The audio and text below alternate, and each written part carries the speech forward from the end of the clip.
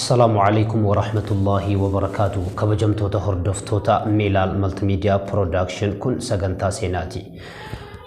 سينان كن راوتمي بيا هندي مقالا قدا بيا هندي كيستي كركرا قدا مقالا هندي غارا قدا مقالا هندي كيستي أرقمو قبتي سينا راوتمي لا نمنس سينا كان راوتي مكان إساء نما دشرات منجي جدامولا نمني مكان إساء دشرات منجي جداموكن مدقالي إساء قنان بلايوتهو نمني إني ولين جراتو هذا منا إساتي في رئيتا كولين غارا قدا مقالا هندي كيسا أرقموك قبا جراتا نمني مكان إساء دشرات منجي جداموكن وسما جراتو غافتوكو أكتساته هاتي منا إساء لكب سدي هاتي منا إساء جلا لكب سنان هذا منا إساء غرا منا يالتي في دوداف إمالا إيقالي هقو إمالا إيقالو naannawasan gara magaalatti baasuudhaaf yoo xiqqaate kiiloomeetira 50 ol kan fagaatudha. Kiiloomeetira 50 kana qaxxaamuree hanga magaalaa gahuutti sa'aa dheeraa waan fudhatuuf namni dishraat manjii jedhamu kun haadha manaa isaa baatee gara mana yaalatti fidee wal aannatuudhaaf imala isaa eegale. Dishraat manjii deemee erga karaa muraasaa deemeen booda haati manaa isaa dhukkubbiin waan itti hammaatteef jecha karaa irratti haati manaa isaa jalaa wareegamte. Namni maqaan isaa dishraat manjii jedhamu kun jaalalaa fi kabaja haadha manaa isaatiif qabu irraa kan ka'e haati manaa isaa karaa irratti jalaa wareegamnaan baay'ee boohee gaddee maraatee ergasiin booda haadha manaa isaa fuudhee gara gaarichatti deebi'ee haadha manaa isaa awwaallate. Erga haadha manaa isaa awwaallate dishraat manjii waa tokko murteessee gara gaarichatti deebi'e. Hogguu gara gaarichatti deebi'ee re'ee takka qabu sana gurguree wantoota gaara kana ittiin dhuran yookaan ammoo wantoota gaara kanniin ittiin qotan bitee gaara kana diiguun qaba jedhee murteessee gara gaarichatti deebi'e. Akkuma deebi'een dishraat manjii waan jalqaba waadaa ofiif seene sana raawwatuudhaaf re'ittii qabatee gara magaalatti deemee re'ee gurguree urtuu fi qottoowwan garagaraa bitee gara gaarichatti deebi'e. Dishraat manjii hojii yookaan ammoo dalagaa isaa eegale. Erga dalagaa isaa hogguu eegalu namoonni daandii sanirra imalan yookaan immoo namoonni karaa sanirra bahanii gara magaalatti deeman tokko nama dishraat manjii jedhamu kana qeequu jalqaban. Dishraat manjii maaliif waan hin taane yookiin immoo waan hin fakkaanne waan hin danda'amne maaliif dalagda jedhaa namoonni qeequu jalqaban.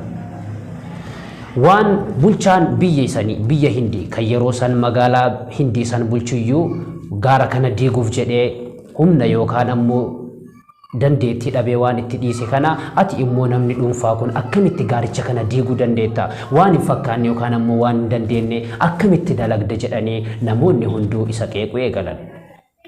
Dishraat manjii osoo qeeqa kana hundayyuu dhagahuu akka waan nama hin dhageenye tahaa gaaricha kana obsaa fi kaayyoo waan qabuuf hojii isaa itti fufe. Namni dishraat manjii jedhamu kun qeeqa guddaa fi kaayyoo isaa galmaan gahuu waan barbaaduuf qeeqa namoonni irratti kaasan hundayyuu dhiisee hojii isaa dalagee gaaricha dura kiiloomeetira 50 ture waggaa 22 guutuu qotuudhaan gaaricha diige.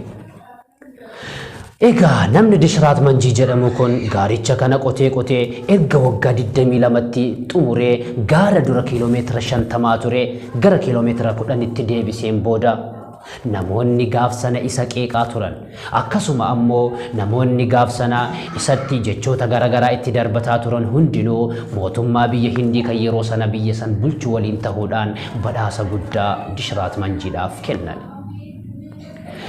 Egaa namni dishraat manjii jedhamu kun dhuma irratti dhibee kaansariin qabamuudhaan addunyaa kana irraa boqachuu danda'eera. Akkuma beekamu seenaa kanarraa wanti barannu namni kamuu yeroo dachii yookaan ammoo addunyaa tanarra jiraatu kaayyoodhaan jiraatu qaba. Yeroo kaayyoodhaan jiraatu kana immoo wantoonni isa daandii kanarratti mudatan akkasuma ammoo bu'aa bahiin hedduutu isa mudata. Bu'aa bahii hedduu kana cabsee obsaan keessa lufuu qaba jechuudha. Yoo qeeqa namoota akkasuma ammoo jechoota garagaraa kan namni kaayyoo isaa irraa isa hambisuuf yookaan ammoo isa gufachiisuuf haasaan hunda kan dhageeffatu ta'e akkasuma ammoo gorsoota namoonni karaa irraa isa maksuudhaaf isatti himu hunda yookaan hordofu ta'e namni kamuu galma gahuu hin danda'u jechuudha. Kanaafuu namni kamuu kaayyoo ganama manaa baheef akkasuma ammoo yeroo addunyaa kana keessatti jiraatu waan wahii dalagee addunyaa kanarraa deemu dhimma jedhu sammuu yookaan ammoo ideoloojii isaa keessatti qabachuun dirqamaa jechuudha. Dishiraat manjii namni jedhamu kun tokkoffaa sababa haati manaa isaa fageenya karaatiif irraa wareegamteef gaara san diiguu filate. Inni lammaffaan immoo dhaloonni na duubaan dhufan akkuma kiyyatti namoonni jireenya fakkeenya akka kootii jiraatan hin jiru waan ta'eef isaaniif fakkeenya tahee akka isaan booda immoo rakkatanii wanti ana mudate kun akka isaan hin mudanne jechaaf dhaloota fuulduraatiif karaa banee karaa san erga qulqulleessee haala salphaadhaan rakkinni garagaraa yoo isaan mudate akka wal aannataniif fakkeenya guddaa tahee darbe.